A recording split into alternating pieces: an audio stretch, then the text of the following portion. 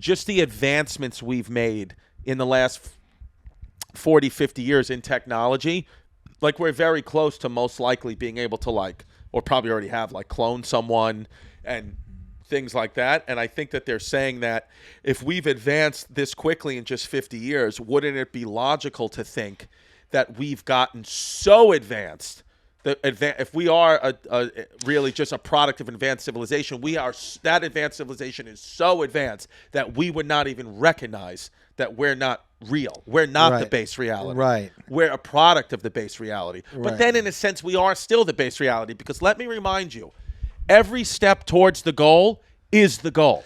Don't forget that. Wow. It's about the journey Of course. to the destination. And that's important. Every step towards the goal is the goal. It's even hard to practice what you preach, but that's true. My goal is to one day do stand-up at Madison Square Garden. So every step I take, every show I do, from the Village Lantern to the Maui Taco to my Tampa Theater, where I'm going to Burns after, to my corporate gig at DraftKings, to the shows we have on sale in Fort Myers and Jacksonville, every step towards that goal is the goal. Every show is Madison Square Garden. Right. Because it's irrelevant. Your destination is irrelevant. It's the journey to the destination. Yeah. And also, let me remind you this, my brother. Today are the good old days. I know so that. stop reminiscing about that. the good old days, because you are living in a good old day right now. This is basically the therapy I had this morning at 8 o'clock. BetterHelp. I'm not even kidding. Promo code HeyBait. That's all. I just urge you. I urge you. Dude, I'm not even kidding. I have to. That's something I'm working on in my life right now. Genuinely working on. Happy birthday. Thank you so much. Yep. Yeah. Oh, God. Yeah. Yeah. So you're genuinely working on on that. Yeah. No, really, because every single, we will be remember when we were sitting in your thing doing our podcast one day, don't you wish I missed those days? So every single moment is the good old days. And it's, but it's hard sometimes to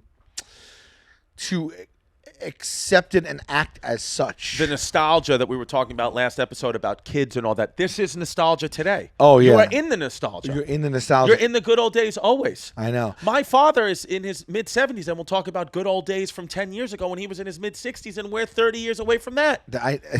Sing it, sister. So it's like you just have to stay in the present and remember everything is happening now. I understand. It's but now. I know, and I have this thing where I long for the past, the nostalgia.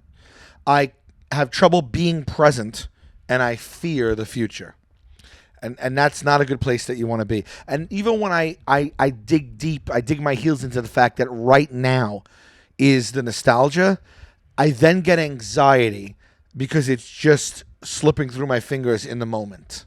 I think in the words of Elsa from Frozen, let it go. Is what I think you need to do, is let it go, because I think that you actually gain more control of your life when you step back and try not to control it. I understand that, but my genetic composition, my brain chemistry is such that I can understand that, be fully aware of that concept, agree with you, but still not achieve letting it go. What about a lobotomy? It's either that or I got to just buy Don't Sweat the Small Stuff and read it a few times. Oh, that or the 4-Hour Work Week you can read. Tim Ferriss. The 4-Hour Work Week. What's that? Yeah. Mini retirements and go on mini vacations. Tim Ferriss. 4-hour or 4-day work week? 4-Hour Work Week. Tim Ferriss wheel. But what does that imply, a 4-hour work week? In other words, sign me up. In other words, you got kids. Let's say rather than trying to work your whole life to retire forever, be retiring and going on vacation while you're living your life. Let's say this. I got 3 kids, right? Let's say I got my kids. Sometimes it's hectic, 3 bambines. I get them all strapped into the car seat. Rather than got my kids in a safe spot, rather than just running into the driver's seat, going to drive, dealing with yelling, all that.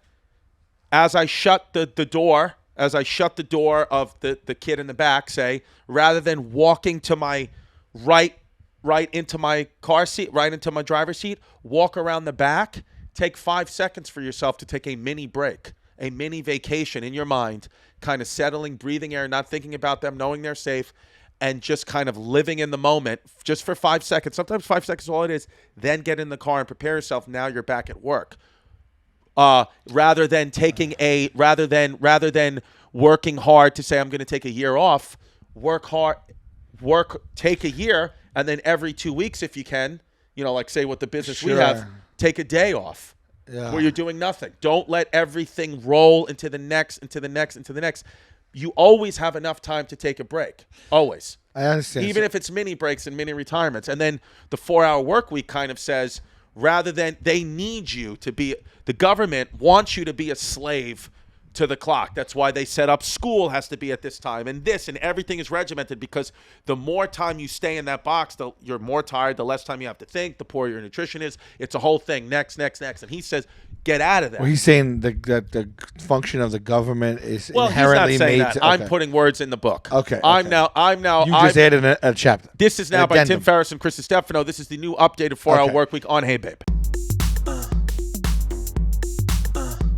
Don't be a fake, don't be a flake, don't run away from your feelings, babe. Don't be afraid, don't be ashamed, don't hesitate to say hey.